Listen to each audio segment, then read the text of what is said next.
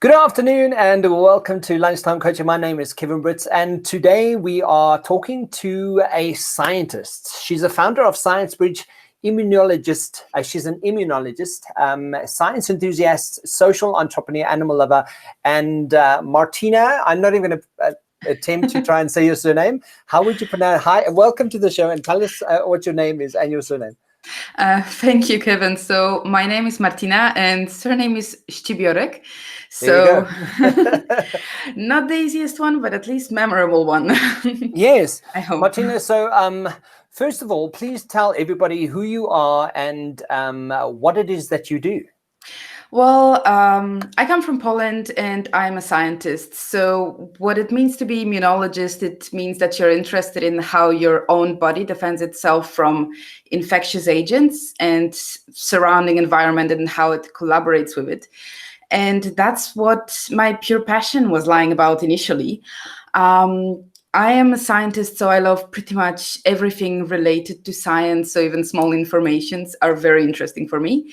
And at the moment in Science Bridge, what I decided to do is to help students to navigate their career search and kind of breakdown that it might encounter during their education.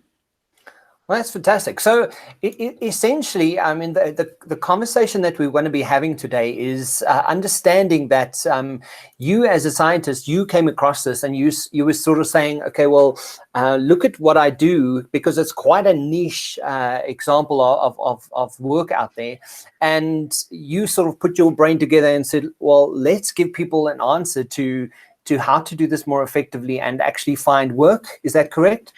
Well, it's more than a quest than an answer specifically. I think that we all need to find our own internal why we are doing certain things. And, you know, as much as I decided to be a scientist and study science because I really liked all those small microbiome and things that attack us and how we defend each other from it. But at the end of the day, I realized that I'm more keen on psychology aspect and career perspectives. And I realized that people around me are quite lost. And it's not only me, it's all of us. So yes, that's why I kind of decided to refocus my specialty. Absolutely. So, you know, being caught up in COVID like we are, and understanding that not only from an international perspective, but also quite specifically South Africa, the crisis that we do find ourselves with work and the range of opportunities that there are. Have you found that a lot of people have maybe got stuck there? Because, you know, people get stuck and they go, okay, well, I'm a scientist, so I'm supposed to do scientist things, or that range, right? So how does it, what are you finding? So when you're studying at the university, at least from my perspective, the science, you know that you want to be a scientist, which means that, oh, what I can do is A, B, C, and D. However, the truth is that out there are so many options. There is a whole variety of options, whole alphabet of what we actually can do with our lives and our skills that we gained throughout our education. And when it comes to South Africa, the market is actually so not developed, that there are so many opportunities that might already be occupied somewhere else. And at the same time, when it comes to COVID gave kind of a boost towards this specific sector, because now we can see that there are endogenous companies in South Africa that can flourish in this kind of pressure. So we have people, we have companies, we have market. So we need to now encourage people to actually go that direction. Yeah, absolutely. And I think that applies not only to scientists, but often people, you know, they go out and they study and it's quite specific, but and then they find themselves caught up in oh, I'm supposed to be doing this, and I'm only getting stuck there, and there's not much out there for me. But from your aspect, I mean, that's something that you quite specifically sort of are coaching people and teaching people how to do today, because as a scientist, you are also finding that there are more options out there.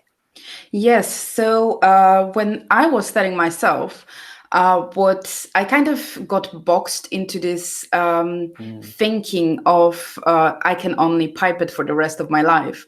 And I personally went through kind of crisis because my hands gave up, which is kind of something that no one talks about, but our thumbs as scientists should be actually under a special insurance clause, because once you don't have them or they are not properly functioning, you actually can't work in the lab that well, because this is the main thing that we are doing. Yeah. So I went through that crisis. Like, I studied for all those 10 years and I don't know what to do now.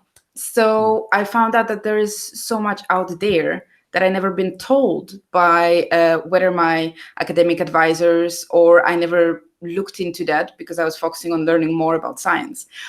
So actually sticking your head out of that box gives you so much more perspective. And Yeah. you can do your passion together with science, whether it's, being creative, but it's creativity in sense of scientific advertisement or teaching or something else. It doesn't have to be even academic related. Yeah. Yeah, and I think that's such a beautiful point that you raise, because I think that a lot of times when we do get stuck with the thing that I'm passionate about, or the thing that I definitely want to focus on, we almost get sucked into putting blinkers on, right? And then suddenly, being in that environment, you go, okay, cool. Now you're the scientist, or you're the I don't know. The meteorologist, for that matter. And then suddenly you're going, okay, but now how do I go out there, and how do I actually get a job, and where can I Yes, use my apply. strengths? Yeah. How can I apply that?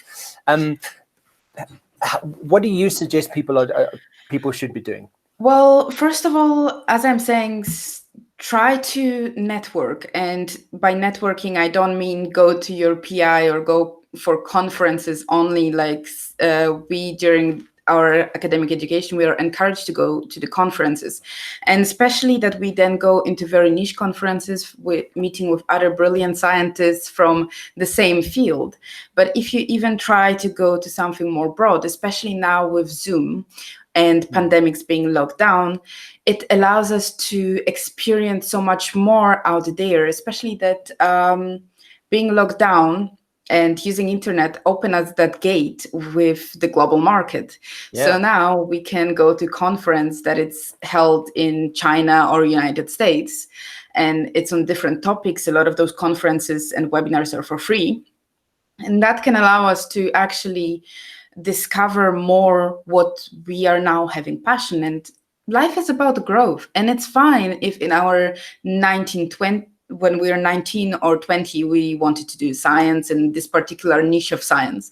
But now if you're reaching your 25, 30, it's fine to be like, okay, that's fine, I did that, and now I want to go more into digital marketing. It's fine. You can still reapply all just in slightly different fields. And do you think that, one of the questions that we are going to be chatting about is the biggest obstacles? Because, right in the beginning, you also you mentioned, the psychological aspect behind this, right? Although you're a scientist, what is what does that mean, right? And how do I actually? What's the psyche? What's the brain? Let me say the brain language that I've got to wrap around how I do that more effectively. And I know that from your perspective, you mentioned that coaching is something that people should really be looking at. And so tell us more about that journey for you. How does coaching influence you, and how do you think that could really be the next step for a lot of people at university right now? Well, I'm working currently with an amazing coach, and she's a divergent thinking coach specialist. Yes. She's been on the show. Lisa Reed, yes. Yes. In her case, she's teaching me to exactly open up those other boxes and think outside of those specific lines that are kind of like put on scientists by the society. And we are speaking here about scientists that can be applied to pretty much any profession at this point. But when it focuses on scientists themselves, that might make you think that, okay, I know how to do this. I'm now passionate about that. How I will combine those two things.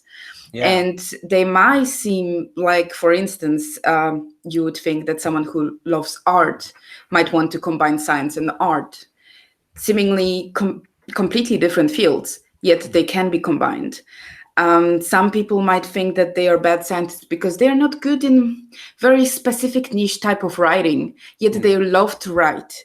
It's fine. I know people became science fiction writers just because of their good scientific background, good knowledge. Their literature is much more interesting because it's more realistic. So there are many different ways in combining completely seemingly not related fields. And that's why I think psychology and coaching is very important, because coaching helps you find your why. At the same time, coach can help you how to work through your crisis, whether your crisis is related to communication with your supervisor, communication with your peers, or simply finding your why and going through your breakdown. No, absolutely. And that's, one of the reasons why I do coaching as well, because, for me, it's so important to understand, how do I get to where I want to go in life, and how do I practically do that? So do you think that, what led you to this kind of, this kind of work that you're currently doing? Because obviously you're speaking from an experienced perspective, and what it feels like to have to go through this and kind of get stuck, right? Yes. So I did about 10 years of education. At the moment, I'm finishing my PhD, hopefully soon. Yay, well done. Not too fast, but Okay. But as I'm saying, I met a lot of brilliant minds that got stuck in certain point while studying, or simply, in my case, I went through the crisis when my hands didn't allow me to work in the lab as much as I wanted to. And I was thinking this whole dream that I had, since I was actually a kid, and I watched a brilliant movie about scientists. If I can't do that, who am I? What is my purpose? And actually going more into psychology and reading about finding yourself. And I know a lot of scientists will be like, oh, wait, this is very airy-fairy. Finding yourself, I'm going for some kind of weird retreat. No, this is not what I'm talking about. This is about what still drives you and about your personal growth. As I'm saying, life is about growth and change and adjusting to change. And I think as scientists, we're quite resilient.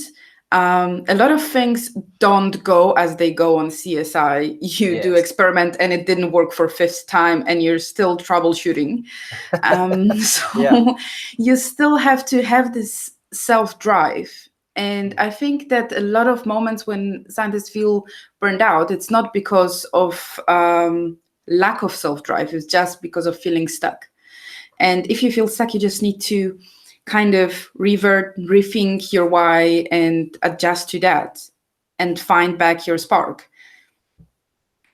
I just listen so intently to what you're saying, because I think it's so important. I've also used references from movies and things I've read online, and it still sort of drives the bottom line for me. And what do I get up every day and do? And I do with a really good feeling behind it, and driven by my why. So one of the things that I always look at is your daily method of operation, your DMO. And I want to leave that with people listening to as well today. Is what is your DMO? What is your daily method of operation? Because the moment you start wrapping your brain around, okay, cool, this is the thing that I'm really wanting to change, and how do I what is the behavior? What is my usual patterns behind it, and how do I apply myself to take action on that quite specifically? So if you could leave us with some advice today. So I'm a parent, I'm a university student, I'm someone who knows someone in the field of science, or someone who's really stuck in their career right now. What is the advice that you leave with us today to be able to get our brains wrapped around how to do this more effectively? Well, I basically think do once in a while, do something that surprises you, something that is out of your comfort zone, and try to see how that will feel for you. And if it's outside of your comfort zone, it basically will make you more stimulated every day. And I think it's going to be good change, especially now that we are getting into this very weird mode of pandemic and some people don't go out at all. And we're stuck watching Netflix home. So Yes. if you at least do something that is out of your comfort zone, whether it's a blog post about psychology and finding yourself doing some interesting self-discovery tests online, or attending some weirder seminars out of your comfort zone. If you are a researcher in TB and you're going to go for a virology symposium, anything different that will maybe spark some kind of interest in you and kind of light up again that fire that was there when you were 19 and you sign up for this course. Yeah, exactly. No, I love that, Martyna. I think the most important thing that you know from doing a lot of these lunchtime series online like this, and speaking to different coaches and different marketers and experts in their field like yourself, one of the key elements that I'm coming across, and I'm sure you'll agree, is very often we get stuck with when we get stuck with ourselves. One of the things that's a huge it's a huge, what's the word I'm looking for? It makes a big impression is when I'm connecting with someone, right? And like you're saying, putting yourself outside your comfort zone, it often gives people, you know, your brain kind of gets alert. You're kind of going, okay, well, this is weird. I've never been here. But in that space, it gives you a wonderful opportunity to learn something, right? Exactly. And one of the sort of key elements that I've come across in the world at the moment is so much of what we need is for people to connect with each other, right? So, I mean, you and I having this conversation right now, I would not in my wildest dreams have thought that I'm going to be a scientist about coaching. You know, it's not even, I don't even have reference to that. But here we are. And, you know, I think it's such an important process, especially when it comes to getting your brain wrapped around more about what happens and what opportunities there are. There's one of the things I shared with one of my clients this week is, and it's just a coaching saying that I learned many moons ago, was you don't know what you don't know until you know you know. Exactly. Right. Yeah. So if we want to find out more about who you are and what advice you can give us, where can we go to do that, Martyna? Well, ScienceBridge has its own website, www.sciencebridge.co.za. Yeah. You can also find me on LinkedIn. So I think those would be two best ways to find me. Or on campus at the university at this point. And that's which university are you at currently? If people at the moment, University of Cape Town. There we go, University of Cape Town, and it's Martyna I can't say your surname. Scibiorek. Yes. There we go. So I'm just going to repeat that. It's sciencebridge.co.za. It's Martyna at sciencebridge.co.za, or check out LinkedIn, guys. All the information that you need to find out or chat more about what Martyna is doing and currently coaching and sharing and giving advice on will be in the description box below. Martyna, thank you for chatting. I mean, like, that's already been 25 minutes of conversation. Thank you so much for having me. No, I really enjoy it. Yeah, and I look forward to hearing more, and please tag us in all your posts. I'm really interested in what you do and how you do what you do. But thank you for the time. I appreciate that. Thank you. I'll chat to you soon.